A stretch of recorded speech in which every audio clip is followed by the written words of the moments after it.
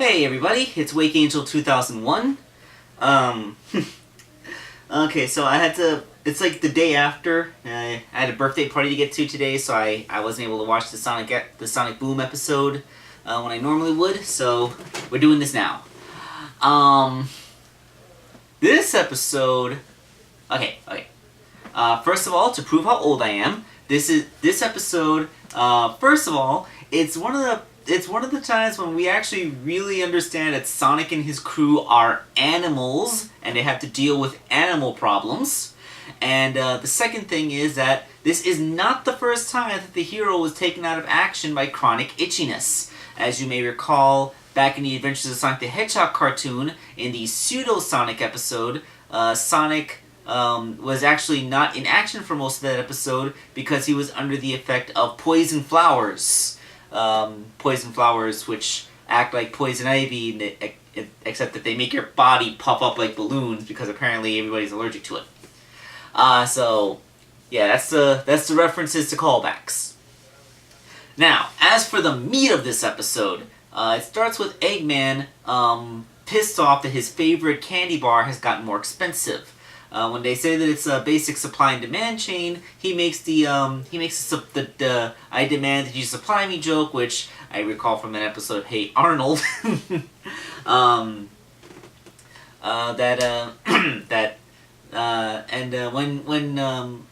he makes the Hey Arnold joke, and then he just steals a candy bar and tries to fly away. But Sonic and his group stop him, and he calls in his biggest robot ever, the aptly named Huge Bot, to come and stop them.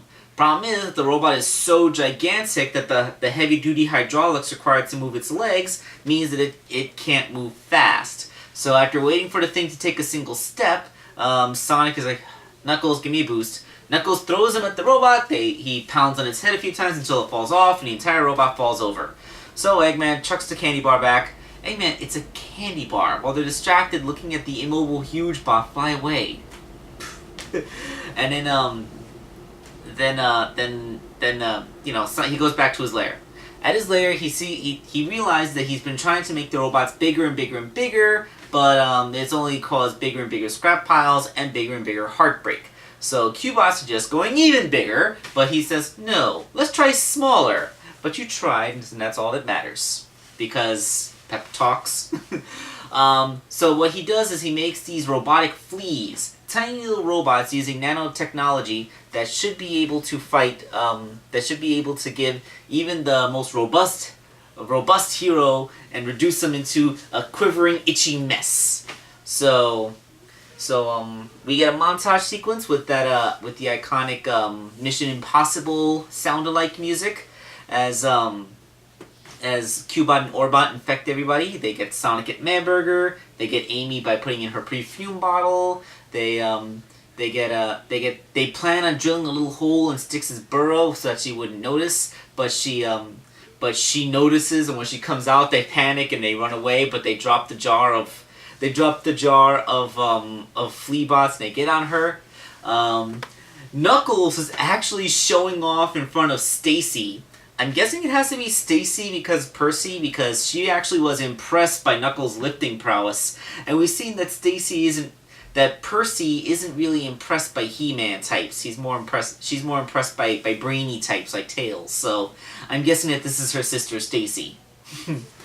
And finally they get Tails by throwing it through the fan in his workshop.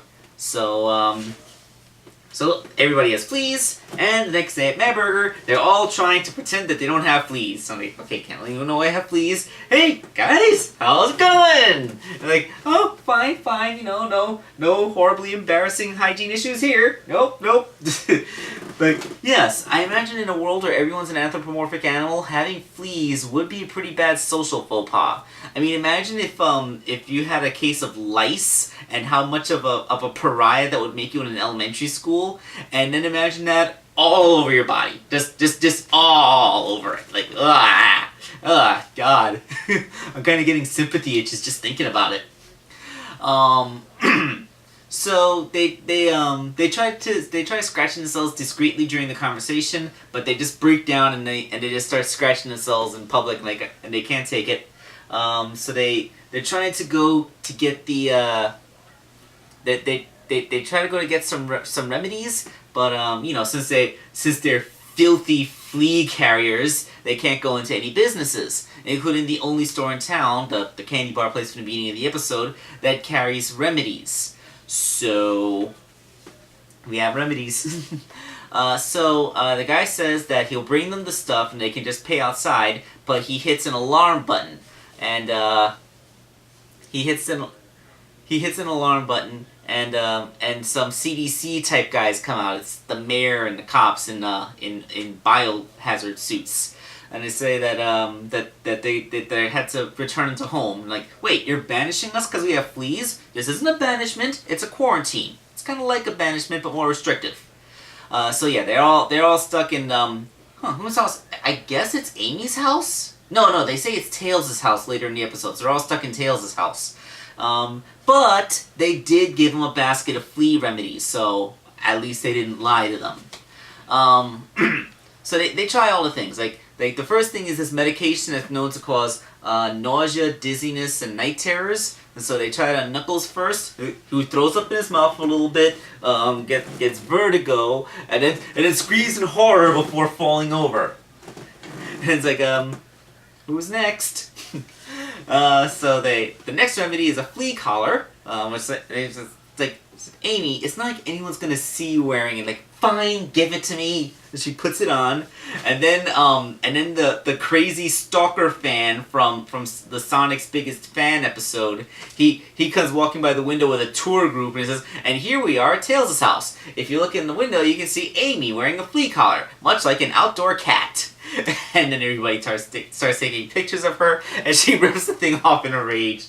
Like, okay, god damn it, that was from an episode of Cat Dog. There was an episode where Cat Dog had fleas. They had to wear a belt that was basically a flea collar.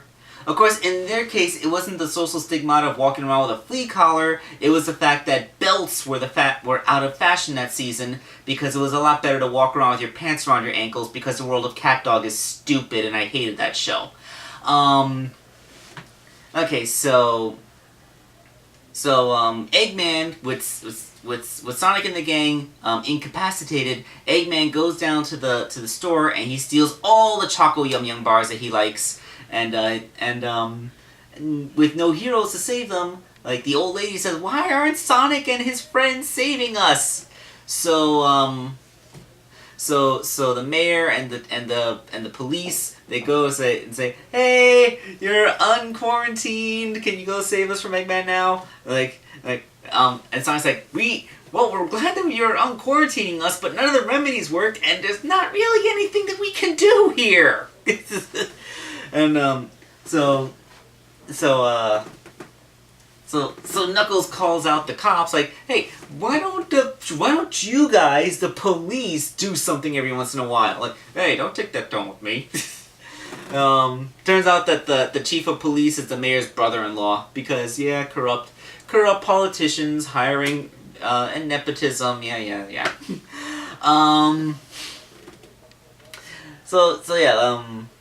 Somebody brings up the fact that maybe these fleas maybe there's another solution. So Tails manages to pluck one of the fleas off. He looks at it under a microscope, realizes it's a robot, and they decide, oh hey, we know how to beat robots. So they start punching each other, because they're good at smashing robots. So we get a big old montage where they go into a huge big cloud where limbs come out, but they also show close-ups. I mean, Sonic punches Sticks in the face! Really? Like, they just have a male heroic character punch a girl in the face. That's not something you see on cartoons. Like in any circumstance, you don't normally like based on the context is that that everybody's beating each other up. I mean, we just saw Amy smash Tails' foot, but really, Sonic punching a girl in the face. That's not right. No. Oh my god, why couldn't they have Amy punch her in the face? It's okay if a girl hits another girl, or Styx could hit Sonic in the face, because that's okay for some reason, but you can't have a guy punching a girl in the face. That's not cool.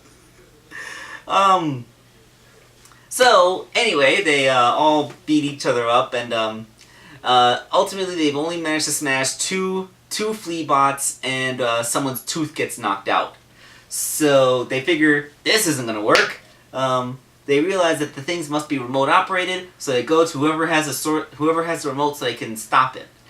So they smash into the house of the sheep guy, wondering, wait, why would we think it was here? It's probably Eggman. I don't know why they would attack that sheep guy, because he's never really been shown to be an evil sympathizer, like the Lightning Bolt Society or other people. I'll chalk it up to the itchiness is driving them crazy. So they get into Eggman's place, and he calls up a bunch of robots, and they're not really doing very well against the robots because they're all too busy itching themselves, although they do get some lucky pot shots off. Sonic gets his back scratched by one of the mantis bots, and a Motobug is trying to run over Styx, and it's just like dragging its tire on her back, and she's like, oh, because it's all relieving the itching. But when Eggman turns the itchiness gain up, Sonic can't take it anymore, and he starts pinballing around the Eggman's fortress until he bangs into Eggman, causing him to drop the remote. So Tails picks up the remote. He changes the target of the flea bots, and they all attack Dr. Eggman instead. And with the flea bots, so with all the flea bots on Eggman, everyone's free. Amy smashes the controller with her hammer just for good measure, and they all leave laughing. The episode ends with Dr. Eggman naked in the bathtub, getting slathered with itch lotion and what I'm guessing is robot destroying soap by Cubot and Orbot, and that's where the episode ends. Well, at least this show actually can get the characters naked when they're in the bathtub, unlike the episode of Sonic X where we had Rouge in a big bubble bath with her boots and gloves on for some insane reason. Like, is that supposed to be sexy? Rouge bathing with her clothes on. Like...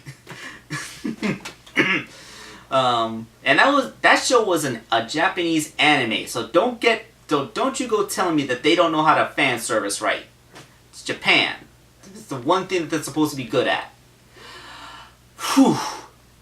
Well, I think that's enough comparing it to older episodes. Like this, I had some really solid belly laughs with this episode, guys. Like, I know a lot of the humor was slapstick, but we're coming down from that epic 4-parter, so they showed that they can do action. We still gotta do some comedy. Like, this episode was funny. Like yes, these people are anthropomorphic animals. They can get fleas, and having fleas is a hugely embarrassing social condition. It's like I'm not gonna get too dirty out there, but let's just say lice. Okay, we'll say it's like lice.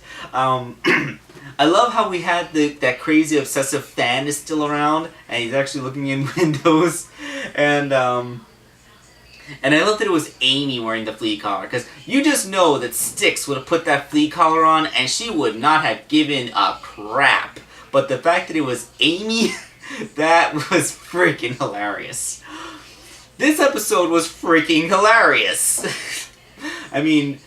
yes, we do have Dr. Eggman's first real successful crime, which is the stealing of an entire inventory of candy bars, but we have them beating each other up so they can try and destroy their fleas.